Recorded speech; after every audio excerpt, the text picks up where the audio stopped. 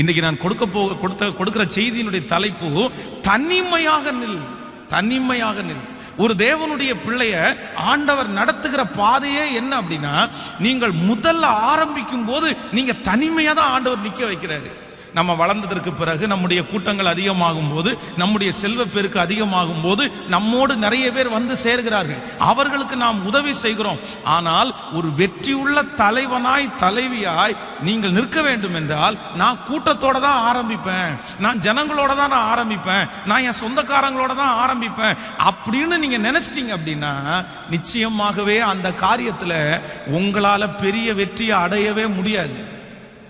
அவர்கள் உங்களை அப்படி செய்யவும் விட மாட்டார்கள். நீங்கள் வளர்ந்ததற்கு பிறகு உங்களோட வந்து கூடுகிற கூட்டம் வேற, நீங்க வளர்றதுக்கு முன்னாடி வந்து கூடுற கூட்டம் வேற.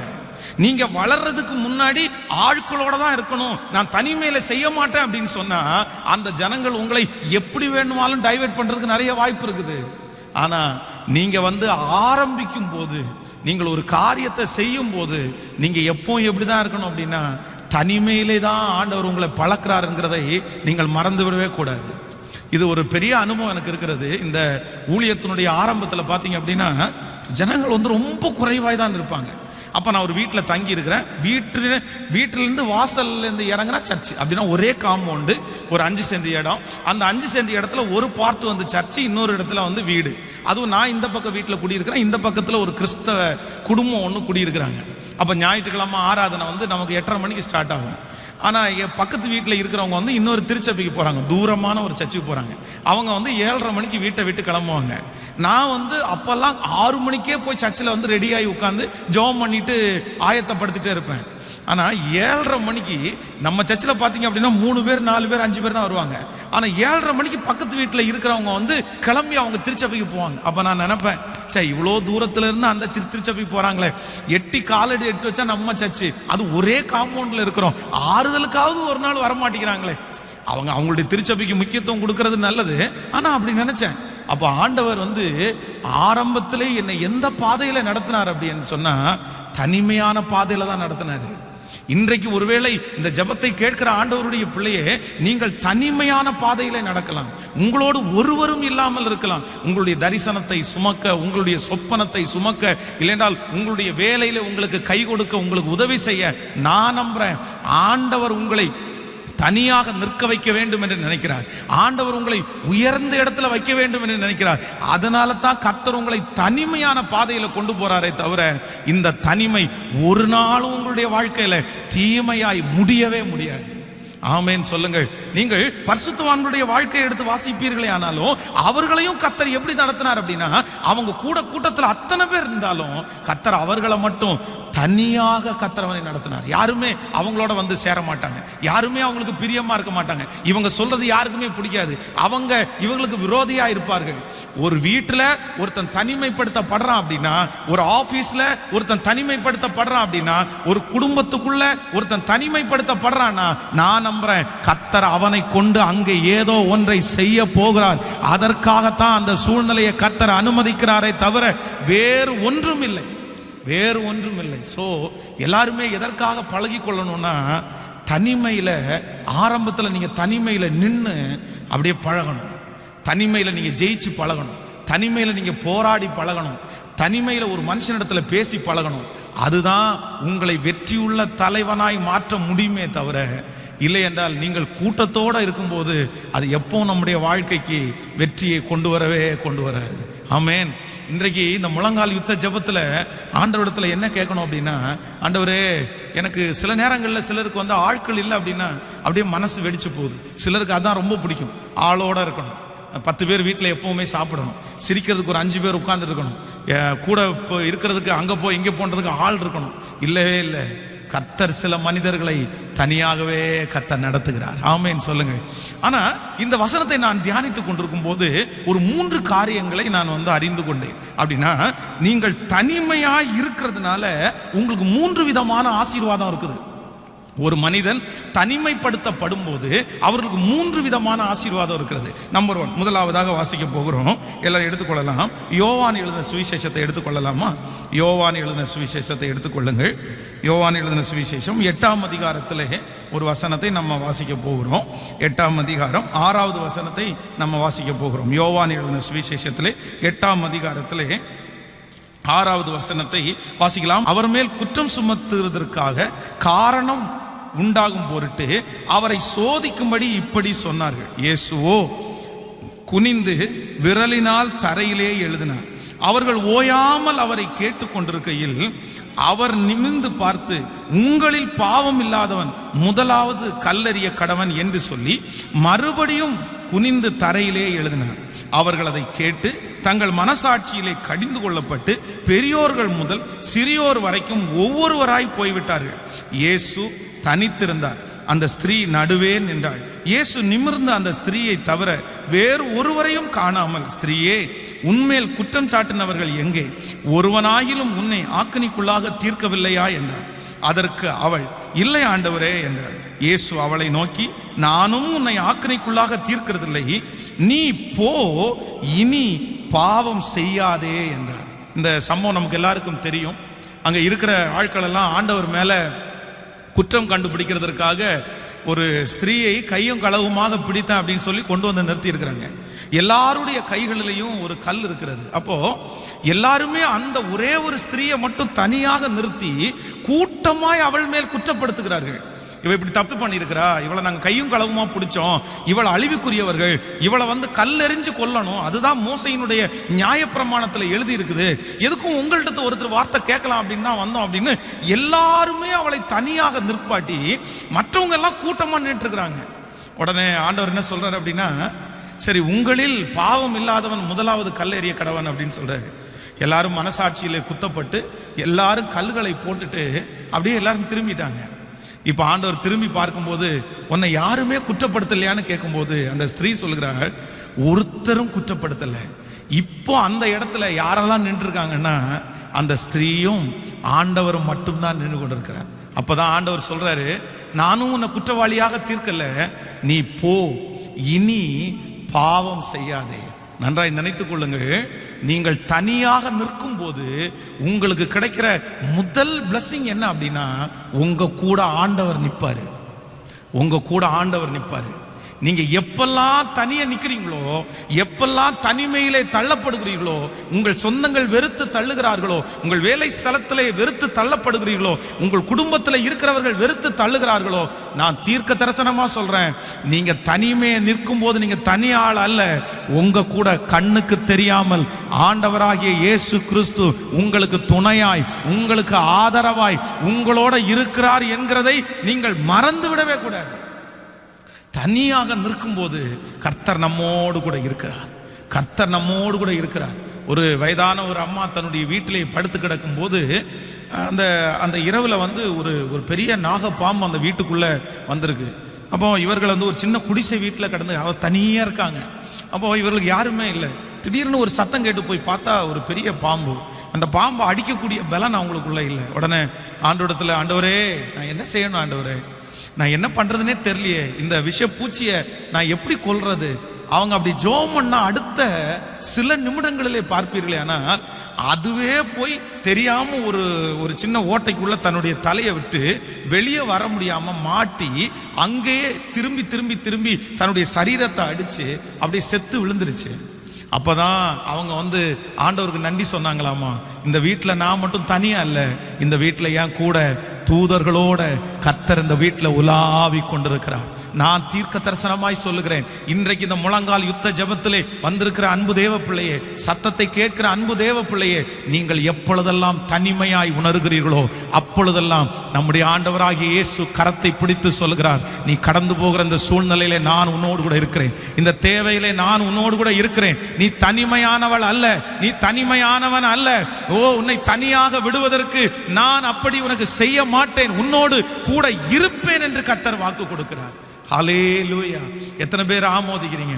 ஸோ முதல் ஆசீர்வாதம், நம்ம தனிமையாக இருக்கும்போது ஆண்டவர் நம்ம கூட இருக்கிறார். ஆண்டவர் உங்கள் கூட இருக்கணும்னு விருப்பப்படுறீங்க அப்படின்னா நீங்கள் கொஞ்சமாவது சில காரியங்களை நீங்கள் என்ன பண்ண ஆரம்பிங்கன்னா, தனியாக இருக்கிறதுக்கு நீங்கள் முயற்சி எடுங்க. அப்போ தான் நீங்கள் மனிதர்களோடு இருக்கும்போது அவர்கள் உதவி செய்வாங்க, இவங்க உதவி செய்வாங்க அப்படின்னு நினச்சி அவர்களை டிபெண்ட் பண்ணும்போது சில நேரத்தில் ஆண்டவர் என்ன பண்ணுறார் அப்படின்னா தூர ஒதுங்கி தான் நிற்கிறார். அதான் நீங்கள் இன்றைக்கு கர்த்தர் உங்களுக்காக யுத்தம் பண்ணுவார், நீங்கள் சும்மா இருப்பீங்க, நீங்கள் அமைதியாக இருங்க. சில காரியங்களை நம்ம ஆட்களை வச்செல்லாம் செய்யவே முடியாது, ஆட்களை வச்சு பண்ணவே முடியாது. நம்ம எப்படி தான் இருக்கணும் அப்படின்னா, நம்ம தனிமையாய் நிற்கும் போது தேவன் நமக்கு இரக்கம் பாராட்டுகிறவராக இருக்கிறார். ஹல்லேலூயா. அப்படியே கையை மேலே உயர்த்தி, ஆண்டவரே நீர் எங்களோடு கூட இருக்கிறீர் என்று நம்புகிறோம். ஆண்டவரே சொல்லுங்க, ஆண்டவரே நீர் எங்களோடு கூட இருக்கிறீர் என்கிறதை நாங்கள் நம்புகிறோம் ஆண்டவரே. ஆமென். ஒரு வசனத்தை கூட நம்ம வாசிக்க முடியும். தீமோத்தேயு எடுத்துக்கொள்ளுங்கள். 2 தீமோத்தேயுல ரொம்ப அழகாக அப்போஸ்தலனாகிய பவுல் அந்த வார்த்தையை நமக்கு சொல்லுவார். 2 தீமோத்தேயு 4ஆம் அதிகாரத்திலே எடுத்துக்கொள்ளலாம். 4ஆம் அதிகாரம் 16வது வசனத்தை நம்ம வாசிக்கும் போது, 4ஆம் அதிகாரம் 16வது வசனத்தை சேர்ந்து வாசிக்கலாமா? 16வது, நான் முதல் விசை உத்தரவு சொல்லுகையில் ஒருவனும் என்னோடு இருக்கவில்லை, எல்லாரும் என்னை கைவிட்டார்கள், அந்த குற்றம் அவர்கள் மேல் சுமராதிருப்பதாக கர்த்தரோ எனக்கு துணையாக நின்று என்னாலே பிரசங்கம் நிறைவேறுவதற்காகவும் புறஜாதியர்களுக்கெல்லாம் கேட்கிறதற்காகவும் என்னை பலப்படுத்தினார். சிங்கத்தின் வாயிலிருந்தும் நான் ரட்சிக்கப்பட்டேன். அப்போஸ்தலனாகிய பவுல் சொல்லும்போது சொல்கிறார், நான் முதல் விசை ராஜாவுக்கு முன்பாக உத்தரவு சொல்லுகையில் ஒருவனும் எனக்கு முன்பாக நிற்கல. யாருமே, இத்தனை பேர் இருந்த போதிலும் நான் தனிமையாக தான் நின்னேன். ஆனா ஒன்று நான் நம்புறேன், கர்த்தரோ எனக்கு துணையாய் நின்றார். ஹல்லேலூயா. ஸோ அப்போ ஃபர்ஸ்ட் ஆசீர்வாதம், நீங்கள் தனிமையாய் நிற்கும் போது என் கூட யார் இருக்கிறான்றதை மறந்துடக்கூடாதுன்னா, கர்த்தர் என்னோடே இருக்கிறார், என் இயேசு என்னோடே இருக்கிறார். ஹல்லேலூயா. அந்த சிச்சுவேஷன் வரும்போதெல்லாம் நீங்கள் நினைங்க, அவங்களுக்கெல்லாம் எல்லாரும் இருக்காங்களே, எனக்கு மட்டும் ஏன் யாரும் இல்லை, எனக்கு மட்டும் ஏன் இல்லை, நீ நினைக்கவே நினைக்காதீங்க.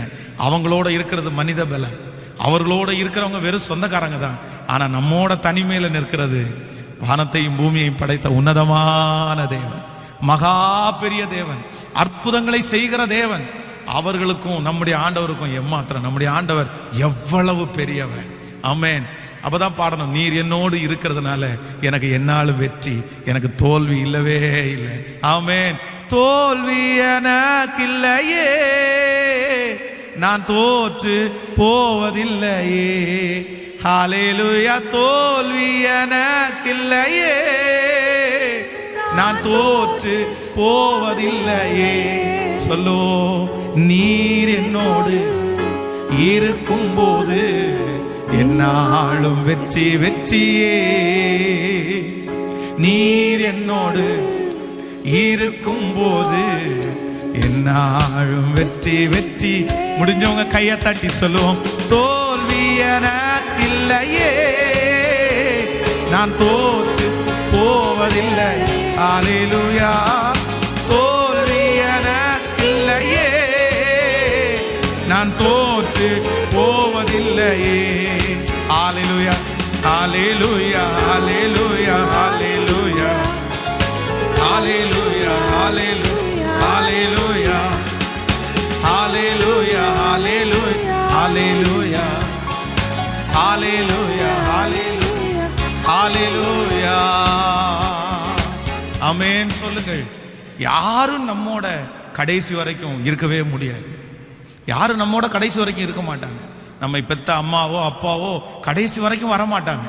இதை மனசில் ஃபிக்ஸ் பண்ணிட்டு நீங்கள் என்ன பண்ணணும் அப்படின்னா, ஆண்டவர் என் கூட கடைசி வரைக்கும் வருவார் என்கிற ஒரு பெரிய நம்பிக்கை நமக்கு மிக அவசியமான ஒன்று. விசுவாசிக்கிறீர்களா? ஆண்டவரிடத்தில் இன்றைக்கு இந்த முழங்கால் யுத்த ஜபத்தில் எல்லாரும் ஜபமாய் செய்யுங்கள். ஆண்டவரே, நான் தனிமையாக நிற்கிறதுக்கு நான் பழகணும். ஆண்டவரே, ஒவ்வொருத்தரும் பழகணும். அப்படி இருந்துட்டீங்க அப்படின்னா உங்களை அறியாமலே ஒரு பெரிய பலன் உங்களுக்குள்ள வரும். நான் எத்தனையோ சாட்சிகளை கேட்டிருக்கிறேன். அம்மா இறந்து போன உடனே, அப்பா இறந்து போன உடனே, இந்த கணவனார் இறந்து போன உடனே பெரிய அப்செட் ஆகி இனி வாழ்க்கையே இல்லை, நம்ம இனி எப்படி வாழ முடியும்னு நினைச்சு மன அளவிலே பாதிக்கப்பட்ட எத்தனையோ பேரை நான் ஜெபம் பண்ணியிருக்கிறேன். அப்போ அவங்களுக்கு அது மனிதன் நம்மளை விட்டு பிரிந்து போகும்போது கஷ்டம்தான். ஆனா நான் என்ன நம்புறேன் அப்படின்னா, கடைசி வரைக்கும் உங்களோட இருக்கிற இயேசு உங்களோடு கூட இருக்கிறார். நீங்க மனிதர்கள் உங்களை விட்டு போனதை குறித்து நீங்கள் ஒரு நாளும் கவலைப்படாதீங்க. நீங்க தனியா இல்லை, நீங்க தனியா இல்லை, நீங்க தனியா இல்லை. ஆண்டவர் உங்களை தனியா வைக்கல. நீங்க தனியா இந்த உலகத்துல நடமாடல. உங்களுக்கே தெரியாம ஆண்டவர் உங்களோட கண்டிப்பா இருக்கிறார். அதனாலதான் நீங்க ஜீவனோட இருக்கிறீங்க.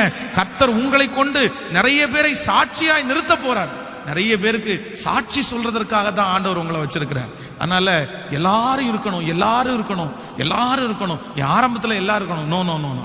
சில இடங்களில் நீங்க மட்டும்தான் நிற்கணும்.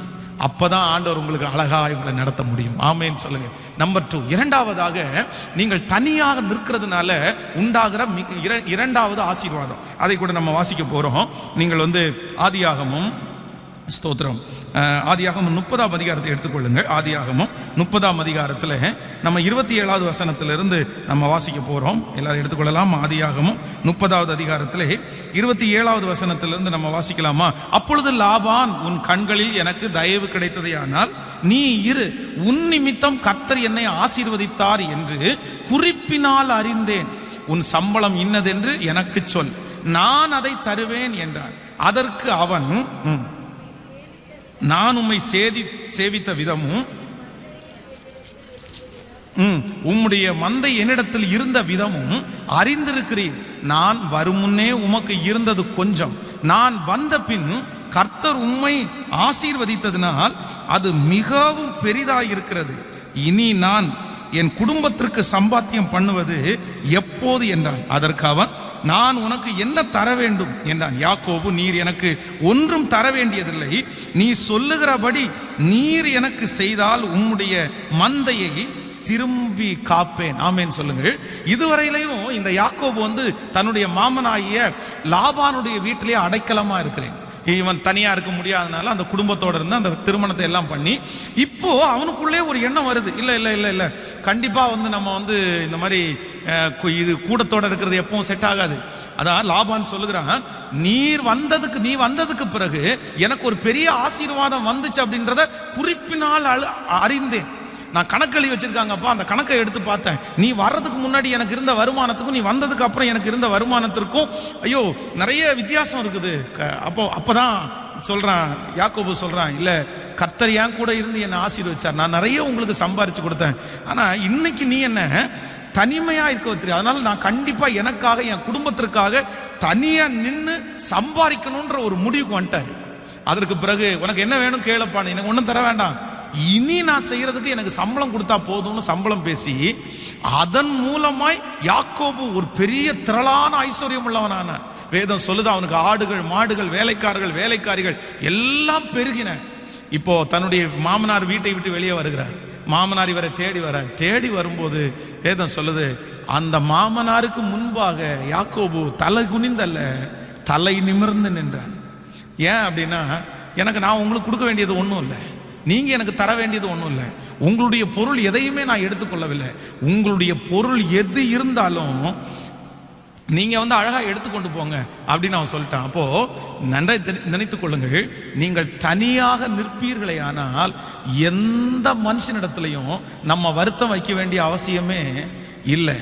யாருமே நம்மளை என்ன பண்ண மாட்டாங்கன்னா காயப்படுத்தவே மாட்டார்கள். நீங்கள் எப்பொழுது மனிதர்களோட நிற்கணும் அப்படின்னு நினைக்கிறீங்களோ, சில நேரங்களில் எந்த மனிதர்களோட நம்ம நிற்கிறோமோ அந்த மனிதர்கள் நம்மை அதிகமாய் காயப்படுத்துவார்கள். ஆனா நீங்க தனியா நின்னீங்கன்னு வைங்களேன், உங்களை யாரும் காயப்படுத்தவே முடியாது, உங்களை யாரும் வருத்தப்படுத்தவே முடியாது. இன்னைக்கு சிலர் ரொம்ப காயப்பட்டிருக்கிறதுக்கு காரணம் என்ன அப்படின்னா, தெரியாதவர்களால் அல்ல, தூரத்தில் இருக்கிறவர்களால் அல்ல, மூணாவது நபர்களால் அல்ல, யார் நம்ம கூட நின்னாங்களோ, யார் நமக்கு தோள் கொடுத்தாங்களோ, யார் நம்மளை தூக்கி விடணும்னு நினைச்சாங்களோ அவங்களால தாங்க நமக்கு ரொம்ப மன வருத்தம், அவங்களால தாங்க நமக்கு ரொம்ப கஷ்டம். அதனால சில நேரங்கள்ல ஆண்டவர் உங்களை தனிமையா இந்த பாதையில ஓடுப்பா, உனக்கு யாரும் வேண்டாம் அப்படின்ற காரியத்தை உங்களுக்கு செய்யும்போது நீங்க மனசார அதை ஏற்றுக்கொள்ளணும். ஏன் அப்படின்னா, நான் தனியா நிற்கும் போதுதான் நிறைய மனிதர்கள் என்னை வருத்தப்படுத்தவே முடியாது. ஆமேன்னு சொல்லுங்கள். எத்தனை பேர் விசுவாசிக்கிறீங்க? இல்லை அப்படின்னா சில நேரங்களில் அவங்க ரொம்ப ஈஸியாக நம்மளை என்ன பண்ணிடுவாங்கன்னா வருத்தப்படுத்திட்டு போயிட்டே இருப்பாங்க.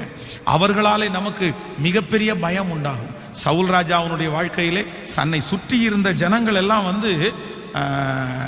தன்னை சுற்றி இருக்கிற ஜனங்கள் போகிறதை பார்த்த உடனே அவன் பயங்கரமாக சோர்ந்து போயிட்டான் பாருங்களேன்.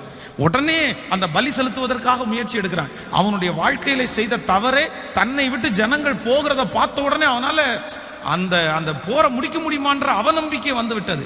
அப்போ நம்மை விட்டு சில மனிதர்கள் கடந்து போகும்போது நமக்கு அவநம்பிக்கை வந்துடும், நம்ம சோர்ந்து போயிடுவோம், நம்ம அந்த காரியத்தை மேற்கொண்டு செய்யவே முடியாது. அதற்காக தான் நான் என்ன சொல்றேன் அப்படின்னா, எதுவா இருந்தாலும் கர்த்தர் சமூகத்தில் நீங்க தனியா செய்யுங்க, அது உங்களுக்கு மிகப்பெரிய வெற்றியா இருக்கும். யாரும் நம்மளை விழத்தள்ளவும் முடியாது, யாரும் நம்மளை சோர்ந்து போக பண்ணவும் முடியாது. இல்லை அப்படின்னா அவங்க நம்மளை விட்டு போன உடனே நமக்கு என்ன வரும் அப்படின்னா ஒரு பெரிய சோர்வர். ஐயோ இவங்க இல்லைன்னா நம்மளால பண்ண முடியாதோ, இவங்க இல்லைன்னா நம்ம செய்ய மாட்டோமோ, இவங்க இருந்தாங்களே இப்போ இல்லையே, நம்ம ஏன் அதுக்கு பண்ணணும்? நீங்க நில்லுங்க, உங்க பட்சத்தில் நிற்கிற ஆண்டவர் வெற்றியாய் நடத்த வல்லவராக இருக்கிறார். ஹல்லேலூயா. ஸோ நீங்க தனியாக நிற்கிறதுனாலே கிடைக்கிற இரண்டாவது ஆசீர்வாதம் என்ன அப்படின்னா, நான் யாரு போனாலும் யார் வந்தாலும் நான் கவலைப்பட போறதே இல்லை, நான் சோர்ந்து போகவே மாட்டேன். என்னை யாருமே என்ன பண்ண முடியாதுன்னா சோர்ந்து போக பண்ண முடியவே முடியாது. இந்த ஊழியத்தில் ஆரம்பிக்கும் போது கர்த்தர் எனக்கு கற்றுக் கொடுத்த மிகப்பெரிய காரியம் என்ன அப்படின்னா, அதான் உனக்கு 1000 பேர் இல்லாமல் இருப்பாங்க, 1000 பேர் வருவாங்க. ஆனால் எத்தனை பேர் வந்தாலும் உன் முகம் நீ யார்கிட்ட தான் பார்க்கணும்னா என்ன தான் பார்க்கணும். நானும் நீயும் இந்த மகா பெரிய தரிசனத்தில் கோடிக்கணக்கான பேரை கர்த்தர் என் கூட இணைச்சாலும் நான் நோக்கி பார்க்க வேண்டியது ஜனங்களை அல்ல, நான் நோக்கி பார்க்க வேண்டியது வானத்தையும் பூமியையும் படைத்த கர்த்தரை தான் நான் நோக்கி பார்க்க வேண்டும். அப்பதான் நான் சொல்றேன், நீங்க கூட என்னை எப்போ வருத்தப்படுத்த மாட்டீங்க தெரியுமா? நீங்க கூட என்னை எப்போ வருத்தப்படுத்த மாட்டீங்கன்னா, உங்களை நான் எதிர்பார்த்துட்டேன் அப்படின்னா நீங்க கண்டிப்பா வருத்தப்படுத்துற சூழ்நிலைக்கு தள்ளப்படுவீர்கள். நீங்க என்ன வருத்தப்படுத்துவீங்க. ஆனா நான் கர்த்தரை எதிர்பார்த்தேன் அப்படின்னா நீங்க என்ன வருத்தப்படுத்தவே முடியாது. ஹல்லேலூயா. அப்போ ஒவ்வொருத்தரும் மனுஷனே அல்ல, யாரதான் அப்படின்னா கர்த்தரையே ஆமோதிக்கிறீங்களா இல்லையா? என் பக்கத்துல நீர் இரு ஆண்டவரே, என் கூட நீர் இரு ஆண்டவரே. நீர் என் கூட இருந்தா என்னை ஏன் வருத்தப்படுத்துறாங்க, என்னை ஏன் கஷ்டப்படுத்துறாங்க, என் மனசை ஏன் உடைக்கிறாங்க? இல்லை, ஆள் வேணும் ஜனங்கள் இருக்கணும்னு நினைக்கிற எல்லாருக்கும் இந்த செய்தி கண்டிப்பாக பொருந்தும். நீங்கள் தனியாக நின்றாதான் அவர்கள் உங்களை வருத்தப்படுத்த முடியாது. ஆமேன்னு சொல்லுங்க. நம்பர் 3, மூன்றாவதாக ஒரு காரியத்தை நம்ம ஜெபித்து முடிக்க போறோம். ஆதியாகமம் 13ஆம் அதிகாரத்தை எடுத்துக்கொள்ளலாம். ஆதியாகமம் 13ஆம் அதிகாரத்திலே 14வது வசனத்தை வாசிக்கலாமா?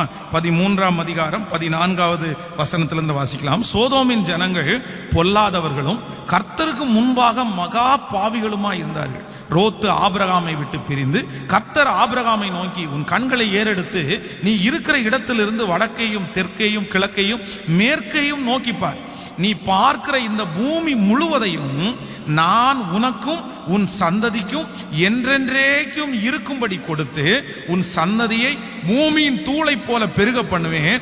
ஒருவன் பூமியின் தூளை எண்ணக்கூடுமானால் நான் உன் சந்ததியையும் எண்ணப்படும். நீ எழுந்து தேசத்தின் நீளமும் அகலமும் எம்மட்டோ அம்மட்டும் நடந்து திரி, உனக்கு அதை தருவேன் என்றான். அல்லேலூயா. கையை உயர்த்தி ஒரு ஹல்லேலூயா சொல்லுங்க. இந்த சம்பவம் என்ன அப்படின்னா, ஆபிரகாமும் லோத்தும் இப்ப இருக்கிறாங்க. நீங்கள் ஆபிரகாம் தன்னுடைய ஊரை விட்டு கிளம்பும் போது பாத்தீங்க அப்படின்னா ஒவ்வொருத்தரா அவனை விட்டு கலந்துட்டே இருக்கிறாங்க. ஃபர்ஸ்ட் ஒரு இடத்துல தேராகு அந்த ஒரு டீம் அவனை விட்டு கலருது, அடுத்த டைம் இன்னொரு டீம் அவனை விட்டு போகுது. இப்ப கடைசி வரைக்கும் அவனோட பிரயாணம் பண்றது யார் அப்படின்னா இந்த லோத்து தான் பிரயாணம் பண்றான். அப்போ ஆபிரகாம் என்ன நினைச்சிருப்பா அப்படின்னா, சரி இடையில வந்தவங்க நிறைய பேர் நம்மளை விட்டுட்டு போயிட்டாங்க, ஆனா இந்த லோத்து நம்மளை விட்டு கண்டிப்பா போக மாட்டான், அதனால அவனுக்கு நிறைய ஃப்ரீனஸ் எல்லாம் கொடுத்து வச்சிருந்தான். இப்ப திடீர்னு பார்த்தா லோத்துக்கும் ஆபிரகாமுக்கும் எந்த பிரச்சனையும் இல்லை, ஆனா லோத்துனுடைய மந்தை மேய்ப்பருக்கும் ஆபிரகாமுடைய மந்தை மேய்ப்பருக்கும் பயங்கரமான வாக்குவாதம் இப்ப பிரிகிற சூழ்நிலையில போயிட்டாங்க. இதுவரையிலும் பிரியாம இருக்கிறது இவர் ஒருத்தர் தான். இப்ப அவனும் பிரிஞ்சிட்டான். இப்ப அவன் போயிடறான். போனா அது வரைக்குமே ஆண்டவர் இப்படிப்பட்ட வாக்கு தத்தத்தை ஆபிரகாம்கிட்ட சொல்லவே இல்லை. ஆனா எப்போ ஆபிரகாமை விட்டு லோத்து பிரிந்து போறானோ அப்பவே கர்த்தர் என்ன சொல்றாரு அப்படின்னா, நீ இந்த பூமியில எவ்வளவு தூரம் நடக்க முடியுமோ அவ்வளவு தூரம் நடந்து திரி, அதை நான் உனக்கும் உன் சந்ததிக்கும் நான் தருவேன்னு கர்த்தர் வாக்கு கொடுத்தார். இவன் லோத்து போகிற வரைக்கும் அந்த வாக்குத்தத்தம் வரவே இல்லை. நன்றாய் கவனித்துக் கொள்ளுங்க. நீங்க சிலர் நம்மளை விட்டு கலர்றதை பற்றி கவலைப்படக்கூடாது. சிலரை ஆண்டவர் நம்மை விட்டு எடுத்துக்கொள்றதை பற்றி கவலைப்பட. அவங்க டேலண்ட் உள்ள ஆட்களா இருக்கலாம், அவங்க பணபலம் உள்ளவர்களா இருக்கலாம், இல்லையென்றால் அவர்கள் உங்களுக்கு சப்போர்ட்டிவான ஆட்களா இருக்கலாம். கர்த்தரே ஒரு மனுஷனை உங்களை விட்டு விலக்குறார் அப்படின்னா நீங்க நினைக்க வேண்டியது, உங்களை தனியா நிக்க வைக்கிறாருன்னா நீங்க நினைக்க வேண்டியது ஒண்ணு என்னன்னா, கர்த்தர் உங்களை முழுமையா ஆசீர்வதிக்க போறாருன்னு அர்த்தம். கர்த்தர் எப்படி உங்களை ஆசீர்வதிக்க போறாரு? சிலர் தனியாக நின்றால்தான் நீங்கள் முழுமையான ஆசீர்வாதத்தை பெற்றுக்கொள்ள முடியும். உங்களுடைய தரிசனம் முழுமையாக நிறைவேற வேண்டும் என்றால் நீங்கள் தனியாக நின்றால்தான் உங்கள் தரிசனம் முழுமையாக நிறைவேற்றப்படும். இல்லை அப்படின்னா அவங்க எனக்கு ஹெல்ப் பண்ணுவாங்க, அவங்க கூட இருக்கட்டும்னு நினைச்சீங்கன்னா உங்க தரிசனம் உங்களை கொண்டு கர்த்தர் வச்சிருக்கிறது முழுமையா என்ன பண்ணாதுன்னா ஃபினிஷ் ஆகவே ஆகாது. இதுவரைக்கும் ஆபிரகாமுக்கு இப்படி வாக்குத்தத்தம் கிடைக்கல. அவன் வெளியே போனோன்னு கர்த்தர் சொல்றாரு, மொத்தமும் யாருக்கு தான்ப்பா, நீ எவ்வளவு தூரம் நடக்க முடியுமா நடந்தது, எல்லாமே உனக்கு தான், எல்லாமே உனக்கு தான், நான் உனக்காக தான் வச்சிருந்தேன். ஸோ அவன் உள்ள இருந்தான். அவன் ஜெபத்தில் குறைவு, விசுவாசத்தில் குறைவு. நீ நேசிக்கிற அளவுக்கு என்ன அவன் நேசிக்கல, நீ விரும்புகிற அளவுக்கு நீ என்ன விரும்பலை. இப்போ அவன் வெளியே போனதுக்கு அப்புறம் உன்னை மட்டும் நான் தனியாக கான்சன்ட்ரேட் பண்ண விரும்புகிறேன். ஹல்லேலூயா. இந்த ஜெபத்தில் இருக்கிறவங்களுக்கு கர்த்தர் தீர்க்க தரிசனமாய் சொல்லுகிறார், ஆண்டவர் இப்படிப்பட்ட ஒரு சூழ்நிலையிலே உங்களை அனுப்புகிறாரா? உங்களை எல்லாரும் உங்களை விட்டு பிரிந்து போகிற ஒரு சூழ்நிலை நீங்கள் தள்ளப்படுகிறீர்களா? நம்புகிறவர்கள் எல்லாம் உங்களை ஏமாற்றுகிறார்களா? நான் நம்புறேன் ஆண்டவர் உங்களை தனியாக கர்த்தர் உங்களை ஆசீர்வதிக்கிறதுக்கு கர்த்தர் விரும்புகிறார். உங்களுக்குரியதை கர்த்தர் கொடுக்கிறதுக்காய் கர்த்தர் விரும்புகிறார். உங்களுக்குரிய முழுமையான ஆசீர்வாதத்தை நீங்கள் பெற்றுக்கொள்ள போகிறீர்கள். எத்தனை பேர் ஆமோதிக்கிறீங்க? உங்க ஆசீர்வாதத்தை அவங்க பிச்சு எடுக்கிறதுனால, அவங்க தூரத்தில் கொண்டு போறதுனால ஆண்டவரால் உங்களால முழுமையாக ஆசீர்வதிக்கவே முடியல. அதனால நான் இந்த செய்தியை கொடுக்கறதுனால அவசரப்பட்டு உடனே சுற்றி இருக்கிறவங்களை எல்லாம் கலட்டி விட்டுட்டு நீங்க வந்துருங்க அப்படின்னு சொல்லலை. நீங்க யாரையுமே கலட்டி விட வேண்டாம், உங்களை விட்டு யாருமே போக வேண்டாம். கர்த்தருக்கு பிரியமில்லாதவர்கள் உங்களோட இருப்பார்களே, ஆனால் நீங்க ஜெபம் மட்டும் பண்ணுங்க, அவங்க உங்களோட இருக்க முடியாது, அவங்க உங்களோட இருக்கவும் மாட்டாங்க. ஆமோதிக்கிறீங்களா இல்லையா?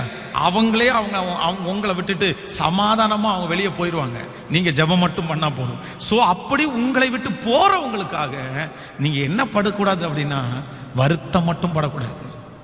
வருத்தம் மட்டும். எல்லாரும் மாறுவார்களா? சத்தமாக சொல்லுங்க, எல்லாரும் மாறுவார்களா? எல்லாரும் கைவிடுவார்களா? அதான் நான் 3 காரியத்தை எப்பவும் சொல்லுவேன். ஒன்று, யாரு வேணாலும் உங்க மேல பொறாமப்படுவாங்க. ஹலோ சொல்லுங்க, சத்தமா சொல்லுங்க. யாரு வேணும்னாலும் உங்க மேல பொறாமப்படுவாங்க. ஒரு வீட்டில் 2 பெண் குழந்தைகள், குட்டி குழந்தைங்க இருக்குது. இந்த 2 குட்டி குழந்தைங்களுக்குள்ள இந்த இளைய குழந்தை வந்த உடனே அந்த குழந்தைக்கு கொஞ்சம் உடம்பு நல்லா இல்லைன்னு சொல்லி அவங்க அம்மா அப்பா கேர் எடுக்க ஆரம்பிச்சிட்டாங்க. இந்த மூத்த பாப்பா வந்து 2 குழந்தைங்க சின்ன குழந்தைங்க தான், கேர் எடுக்க ஆரம்பிச்ச உடனே இந்த குழந்தை தொட்டில் படுத்து கிடக்கும் போது கையை பிடிச்சி இழுத்து அது கீழே தள்ளி போடும். அந்த குழந்தைய போய் படார்னு அடிக்கும். இந்த சின்ன குழந்தைக்கு எதுவுமே தெரியாது. ஆனால் அம்மா அப்பா ஒரு குழந்தைய எக்ஸ்ட்ரா கேர் எடுக்கிறாங்கன்றது அதால் தாங்க முடியல. அதாங்க முடியும். ஒரு வாலிபு பொண்ணு பிசாசு பிடிச்ச மாதிரி சர்ச்சில் வருது. என்ன பிரச்சனை அப்படின்னு கேட்டால் சொல்லுது, எங்கள் அக்காவை நான் கொன்னாதான் உள்ள பிசாசு பேசுகிற மாதிரி அது பேசுது, ஆக்டிங் பண்ணுது. எங்கள் அக்கா செத்துட்டானா நான் நல்லா ஆயிடுவேன், எங்கள் அக்கா செத்துட்டானா நான் நல்லா ஆயிடுவேன். அப்புறம் விசாரித்து பார்த்தா தான் தெரியுது, சின்ன வயசுலேருந்து அவங்க அம்மா அப்பா அக்காவுக்கு ரொம்ப கேர் எடுக்கிறதுனால அவங்க மேலே ஒரு பொறாமை. அப்போ ஒன்று நினைத்துக் கொள்ளுங்கள், யார் வேண்டும் என்றாலும் உங்கள் மேல் பொறாமை. பெத்த அம்மா கூட சில டைம் பொறாமப்படுவாங்க, பெத்த அப்பா கூட பொறாமப்படுவாங்க. யார் வேண்டும் என்றாலும் பொறாமப்படுவார்கள். நம்பர் 2, யார் வேண்டும் என்றாலும் மாறுவார்கள். யார் வேண்டும் என்றாலும் மாறுவார்கள். அழுத்தி சொல்றேன், யார் வேணாலும் நீங்க மலையை போல நம்பி இருக்கிறவங்க கூட மாறுவாங்க. நம்பர் 3, யார் வேண்டும் என்றாலும் கைவிடுவார்கள். இந்த 3ஐயும் ஒரு ஆண்டவருடைய பிள்ளை மறக்கவே கூடாது சாகிற வரைக்கும். 1, யார் வேணாலும் என் மேல பொறாமப்பட முடியும். நம்பர் 2, யார் வேணாலும் என்ன மறந்துடுவாங்க. நம்பர் 3, யார் வேணாலும் என்ன கைவிட்டுருவாங்க. ஸோ அந்த மாதிரி ஒரு சூழ்நிலை வர்றதுக்கு முன்னாடி நான் என்ன சொல்றேன்னா, கர்த்தர் என்னை தனிமையா நிற்க வைக்கும் போது நான் தனியாவே நின்றேன்யா, தனியாவே நின்றேன். கஞ்சியோ கூழோ நான் தனியா நின்று குடிச்சிடறேன்யா உனக்கு. அதுக்காக ஜனங்கள் வேண்டான்னு சொல்லலை. வேதம் சொல்லுது 2 பேர் ஒன்னா இருக்கும்போது சூடுண்டாகும்னு சொல்லுது. ஒருவன் விழுந்தால் ஒருத்தன் தூக்கி விடுவான். நம்ம சகோதர ஐக்கியத்தை குறித்து சொல்ல வரல, ஆனால் அவங்களையே சார்ந்து அவங்களையே டிபெண்ட் பண்ணி எந்திரிச்சாலும் தூங்கினாலும் அவங்க பேரை உச்சரித்து ஐயோ அவங்க எல்லாம் நான் வாழ முடியாது, ஐயோ அவங்க இல்லாமல் நான் எப்படி செய்வேன்? நோ, இல்லவே இல்லை. கர்த்தர் இல்லாமல் தான் நம்மளால் வாழ முடியாது. ஆமேன்னு சொல்லுங்கள். ஒரு முழுமையான ஆசீர்வாதத்தை பெற்றுக்கொள்ளணுமா? கர்த்தர் உங்களுக்குரியதை அப்படியே ஃபுல் பண்ணி உங்களுக்கு தரணுமா? உங்களை எப்படி தான் நிற்க வைப்பாருன்னா தனியாக தான் நிற்க வைப்பார். ஆமோதிக்கிறீர்களா? தனியாக நிற்கிற ஒரு மனிதன் தான் முழுமையான ஆசீர்வாதத்தை பெற்றுக்கொள்ள முடியும். ஆமோதிக்கிறீர்களா? ஏசப்பாட்ட கேட்கணும். என்ன கேட்கணும்? ஆண்டவரே, நான் தனிமையை நிற்கிறதுக்கு எனக்கு என்ன தரும் அப்படின்னா, இந்த நெகேமியாவை குறித்து வேதம் சொல்லுது, அலங்கத்தை கட்ட ஆரம்பிக்கும் போது ஃபர்ஸ்ட் விஷன் என்ன அப்படின்னா, தனக்குள்ளே அவன் ரெடி ஆயிட்டான், அவன் பர்ஃபெக்ட் ஆயிட்டான், அவனுக்குள்ள ஒரு ப்ளூ பிரிண்ட் வந்துருச்சு.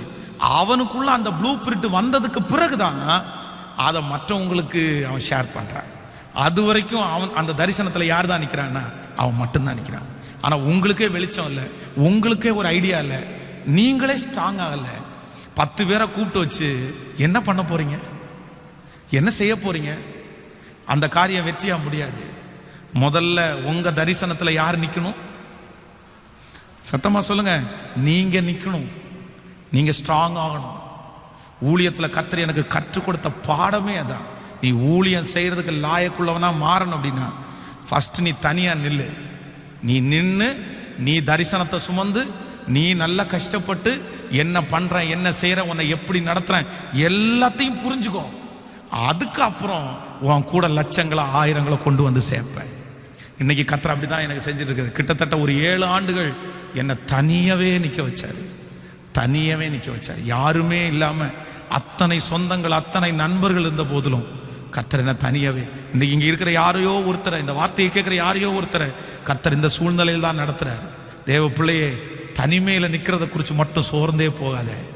ஆண்டவர் உங்களுக்கு கொடுக்குற ஆசீர்வாதம் ஃபர்ஸ்ட் நம்பர் 1. முதலாவதாக நீங்க தனியா நிற்கிறீங்க அப்படின்னா உங்க கூட 100% கர்த்தர் நிற்கிறார். ஆமேன்னு சொல்லுங்கள். அல்லேலூயா. மோசேக்கு விரோதமாய் பேசும்போது ஆண்டவரே எழும்பு வழக்காடுகிறார். என் பையன் தனியான்னு நினைச்சிடாத, நான் என் பையன் கூட இருக்கிறேன், அவனுக்காக நான் யுத்தம் பண்ணுவேன், அவனுக்காக நான் வழக்காடுவேன்னு கர்த்தர் எழும்பி நிற்கிறார்.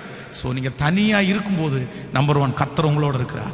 நம்பர் 2, ரெண்டாவது, நீங்கள் தனியாக நிற்கும் போது யாருமே உங்களை காயப்படுத்தவே முடியாது, யாரும் உங்களை சோர்ந்து போக பண்ண முடியாது. நீங்கள் தனியாக நிற்கலைன்னா தான், கூட்டத்தோடு இருந்தால் தான் அவங்க நம்மளை சோர்ந்து போக பண்ணுவார்கள். நம்பர் 3, நீங்கள் தனியாக நின்னாதான் உங்களுக்கு ஒரு முழுமையான ஆசீர்வாதத்தை கர்த்தர் உங்களுக்கு தருவார். ஹல்லேலூயா. இன்றைக்கு இந்த முழங்கால் யுத்த ஜெபத்தில் நான் டிக்ளேர் பண்ணுறேன், இங்கே இருக்கிற எல்லா தேவனுடைய பிள்ளைகளும், இந்த சத்தத்தை கேட்கிற பிள்ளைங்க, ஒரு சின்ன பிஸ்னஸ் ஒன்று ஆரம்பிங்க.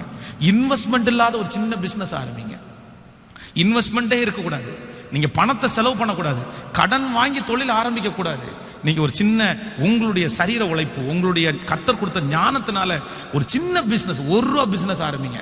ஒரு நாளில் உங்களுக்கு ₹1 லாபம் வரட்டும், இல்லைன்னா ஒரு மாதத்தில் உங்களுக்கு ₹100 லாபம் வரட்டும். அந்த மாதிரி ஒரு பிஸ்னஸை இப்போ துவங்குங்க, ஜெபம் பண்ணுங்க, அதை டெவலப் பண்ணுங்க, அதை நம்முடைய தேசத்துக்கு தகுந்த மாதிரி அதை மோட்டிவேட் பண்ணி அப்படியே நல்ல அழகாக கொண்டு போங்க. நான் சொல்கிறேன், கர்த்தர் கை உங்களுடைய கையோடு இருக்கும். நீங்கள் இன்னைக்கு தனிமையாக இல்லை, ஆண்டவர் இன்னைக்கு நல்லா வாக்கு கொடுக்குறாரு, உங்களோட நான் வர்றேன், உங்களோட கூட நிற்பேன். உங்கள் கையோட கர்த்தருடைய கை இருக்கும், உங்கள் பிஸ்னஸோட கர்த்தருடைய பிஸ்னஸ் இருக்கும், உங்களுடைய வருமானத்தோட கர்த்தருடைய வருமானம் இருக்கும். கர்த்தர் உங்களை தனியாய் நின்று கர்த்தர் உங்களை நடத்த போறாரு. உன்னை அதுக்காக தான் வேறு பிரிச்சேன், அதற்காகத்தான் உன்னை குடும்பத்திலேருந்து இன்னைக்கு வரைக்கும் எத்தனை பேரையோ நீ தேடி போற, எத்தனை பேரையோ சார்ந்து போற. ஆனால் நீ திரும்பி பார், ஒருத்தர் கூட உன் கூட நிற்கல, ஒருத்தர் கூட உன்னை கூட இந்த பிரயாணத்தில் வரல. எல்லாரும் பாதி வெளியில போயிட்டாங்க, கடைசி வரைக்கும் உன் கூட நிற்கிறது நான் தான். கர்த்தர் இன்றைக்கு தீர்க்க தரிசனமாய் திருவிழம் பற்றுவார். நானே உன் கூட கடைசி வரைக்கும் நிற்பேன்னு கர்த்தர் சொல்றாரு. இதுவரைக்கும் நிற்காதவங்களை நீங்க தேட வேண்டாம். ஹல்லேலூயா. எல்லாரும் அப்படி தேவ சமூகத்தில், ஆண்டவரே நீ நல்லவர், நான் நம்புறேன் ஆண்டவரே, நீர் என் கூட இருந்தா போதும் ஆண்டவரே, நான் மதுகளை தாண்டுவேன் ஆண்டவரே, நீங்க இல்லாம என்னால வாழவே முடியாது, நான் தனிமையில நிற்கிறதற்கு ஆயத்தமா இருக்கிறேன்றவங்க கைகளை மேல உயர்த்தி சத்தமா, ஏசப்பா நீர் என் கூட இருந்தால் போதும் என்று சொல்லுங்கள். ஹல்லேலூயா. Thank you Jesus, thank you Jesus. நம்புகிற மனிதர்கள் நம்மை கைவிடும் போது கர்த்தர் நம்மை ஒரு நாளும் கைவிடவே மாட்டார். நாம் அவரால் மறக்கப்படுவது இல்லை, அவர் நம்மை கைவிடுகிறவரே அல்ல. அவர் நம்மை கைவிடுகிறவரே அல்ல. மனிதர்கள் மறந்து போனாலும், காரணமே இன்றி நம்மை பகைத்தாலும், நம்மை கைவிடாத ஒரு தெய்வம் நம்மோடு கூட இருக்கிறதுனால் எல்லாரும் இருதயத்தின் ஆழத்திலிருந்து இயேசுவே ஹalleluya சொல்லுங்க. ஏசப்பா சமூகத்தில் இந்த வார்த்தைகளை சொல்லி கர்த்தரை ஆராதிச்சுட்டே இருங்க. நன்றி ஆண்டவரே, நன்றி. ஓ உம்மாலே நாம் மறக்கப்படுவதில்லை, உம் வார்த்தை மாறுவதே இல்லை. சொல்லும் எல்லாரும். உம்மாலே நான் மறக்கப்படுவதில்லை, உம் வார்த்தை மாறுவதே இல்லை. என்னை கைவிடுவதில்லை,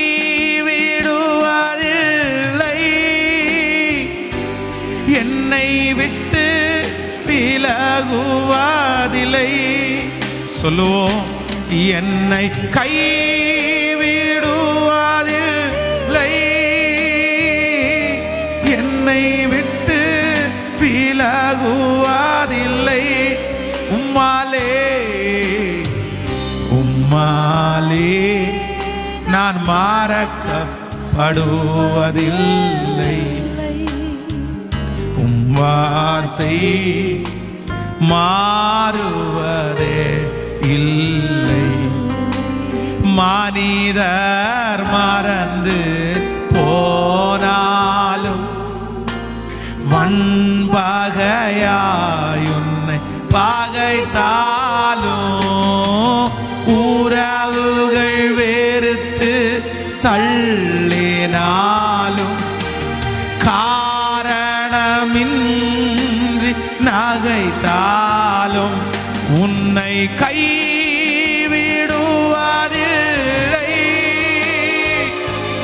உன்னை விட்டு விலகுவதில்லை. எல்லாரும் சொல்லுவோம். என்னை கைவிடுவ கர்த்தர் கைவிடவே மாட்டார். முடியாதவங்க எழும்பி கூட நின்று கொள்ளலாம். உம்மாலே நான் மறக்கப்படுவதில் பலப்படுத்துகிற ஆவியானவரே, மாறுவதே. சொல்லுங்க அப்பா பார்த்து. உம்மாலே நான் மறக்கப்படுவதில்லை, உம்மாலே நான் மறக்கப்படுவதில்லை, உம் வார்த்தை என்னை கைவிடுவதில்லை, உம் வார்த்தை கைய மேல உயர்த்தி என்னை கைவிடுவதில்லை, என்னை கைவிடுவ எஸ் சத்தமாய். ஓ என்னை விட்டு நம்பிக்கையோட எங்க அப்பா எனக்கு ஹெல்ப் பண்ண இல்லையே, எங்க அம்மா எனக்கு ஹெல்ப் பண்ண இல்லையே, என் சொந்தக்காரங்க ஒருத்தர் கூட இல்லையே. ஆனால் இன்றைக்கு இந்த முழங்கால் யுத்த ஜெபத்தில் கர்த்தர் சொல்லுகிறார், நான் உன்னோடு இருக்கிறேன், நான் உன்னை கைவிட மாட்டேன், என்னை கைவிடுவதில்லை. விசுவாசத்தோடு அறிக்கை செய்யுங்க பிரதர் சிஸ்டர், அறிக்கை செய்யுங்க. எஸ் குடும்பமாய் எல்லாரும் இருக்கிற இடத்துல எல்லாரும் என்னை கைவிடுவதில்லை. ஹalleluya ஹalleluya ஹalleluya. என்னை கைவிடுவதில்லை. இஸ்ரவேலின் தேவனாகிய கர்த்தாவே, உம்முடைய பிதாக்களுக்கு வாக்குத்தத்தம் பண்ணின இரக்கத்தை எங்களுக்கு செய்தருளும், உம்முடைய பரிசுத்த உடன்படிக்கையை எங்களுக்காக நினைத்தருளும். எங்கள் சத்துருக்கள் கையிலிருந்து எங்களை நீங்களாக்கி உயிரோடு இருக்கும் நாளெல்லாம் நாங்கள் பயமில்லாமல் உமக்கு முன்பாக பயபக்தியோடும் நீதியோடும் உமக்கு ஊழியம் செய்ய எங்களுக்கு கட்டளை இடுவீராக. நீர் உம்முடைய ஆபிரகாமுக்கு இட்ட ஆணை ஓ ஈசாக்குக்கு நீர் கொடுத்த வாக்குத்தத்தம், உம்முடைய பரிசுத்த தீர்க்கதரிசிகளுக்காக நீர் சொன்ன வாக்கின்படியே உமது ஜனத்தை சந்தித்து மீட்டு அவர்கள் சத்துருக்கள் கையில் இருந்தும் எங்களை பகைக்கிறவர்கள் கையில் இருந்தும் ஹல்லேலூயா எங்களை ரட்சித்து எங்களோடு இருந்து எங்களை நடத்துவீராக.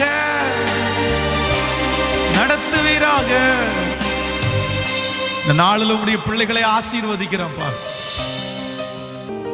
எங்களோட இருங்கப்பா. மகிமை தாங்கட்டும், உங்க பலன் எங்களுக்கு இருக்கட்டும் ஆண்டவரே. நன்றி ஆண்டவரே, உங்க பாதத்துல ஒப்பு கொடுக்கிறோம். இயேசுவின் மூலம் ஜெபம் எடுக்கிறோம் நல்ல பிதாவே.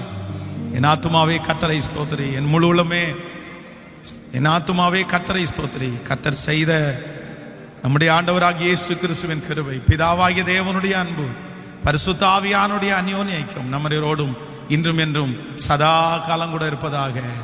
ஆமென். Hallelujah, hallelujah. God bless you. ஆண்டவர் உங்களை ஆசீர்வதிப்பார். ஆமென்.